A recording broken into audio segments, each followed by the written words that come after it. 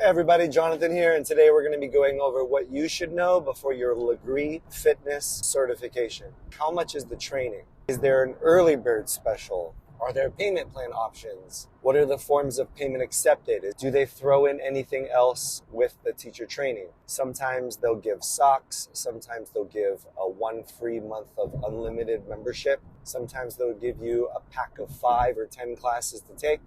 And sometimes they'll even have mentorships where you get to work with the master trainer or someone from the studio to practice and get better before you have your mock class to test out.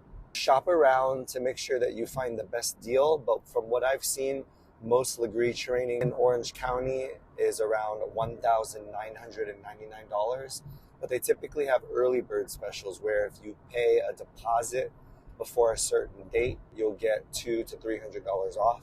If you want to get your Lagree Fitness Certification at Lagree Dungeon, paying $50 towards your certification, and they also have an early bird special, which I'll put up at the top. You also want to ask who the master trainer is.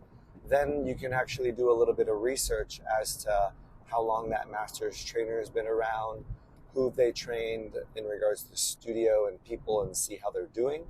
Also, you want to know who the master trainer is because you want to see if you vibe with them or not. You also might find a master trainer that you vibe with and you want to travel to a specific studio for that master trainer. You also want to ask what training entails. Some studios will post exactly what's going to be encompassed in training. So usually they go through form, exercise names, springs for each exercise, the certain angles that you're in when practicing Lagree exercises. You'll go through different blocks of exercises. So one will be the abs and core, another one will be legs, another one will be obliques, and an upper body. You go through each of the exercises and learn what spring loads they should be on. And you'll also go through modifications and bad form. You also want to ask yourself, what city, location, or studio do I want to apply at? You might live in, Orange County, but you find a really cool studio that you want to work at in Los Angeles. I would want to figure out where I want to go teach at to, one, ask them if they're hiring. So that way, when you go out to do your teacher training, you have options on where to apply after. Another thing you want to ask is if the studio that you choose to do the Lagree Fitness Certification is hiring or not. You're not guaranteed a job after your certification. You have to go out and apply. So it's good to figure out where you want to teach, whether it's in your city, in your county, or somewhere a little bit further because it pays more. So it's really important to do your research and figure those things out before going through the teacher training, because maybe it's not just about the master trainer. It might not be about the location, and what's important to you is the studio that you work with. I've worked with many studios and I chose to stay with the ones that I'm at because I believe in their morals and values and how they run their business, and they also support me in the things that I do, and I think that's a win-win. We need to have boundaries when we work at studios, because if they're doing something that you don't vibe with or they do something that you don't believe is right, for me, I wouldn't want to work for a studio like that because it would eat away at my soul. And I want to be happy where I'm working. I want support where I work, and I want to also support who I work for.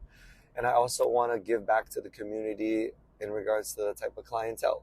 There's lots to think about before signing up for any certification. You also want to ask if the studio you want to apply for has requirements as an employee. Some studios will make the routines, give it to you, and you have to be comfortable teaching it.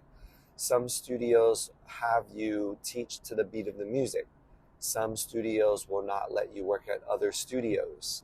And that'll be another video discussed once I do a little bit more research, because in the state of California, non-compete is not a thing.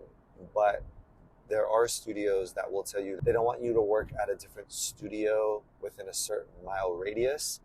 And you also have to then go through the fine print as to what they mean by that, because they might say you can't work at a competitor within 5 miles, but what really is a competitor? I think another thing that's important is if the studio has an employee handbook, so that they can outline what they expect and what they don't want happening in their business. Because if it's just a verbal conversation, there's no paper trail as to what the rules are. It's also important to see how structured the studio is. You want to take classes at these studios that you want to work for to check out how the teachers are, how the vibes are, how the other clients are, how management is, and really get to know your community. You also want to ask if the studio requires you to work weekends, because weekend shifts tend to be very difficult to cover because everyone likes their weekends. So some studios will actually require that you work one weekend out of the month, maybe two. I would suggest not getting on a phone call, but somehow reaching out via email or DM through social media. So that way you have a paper trail.